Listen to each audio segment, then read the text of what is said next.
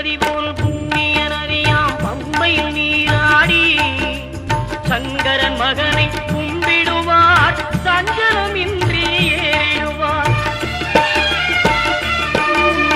நீலிமலை ஏற்றம் சிவபாலனும் ஏற்றிடுவார். காலமெல்லாம் நமக்கே அருள்காவலனாயிருப்பார். தேகபலம் தா பாதபலம் தா தேகபலம் தா பாதபலம் தா தேகபலம் தா என்ற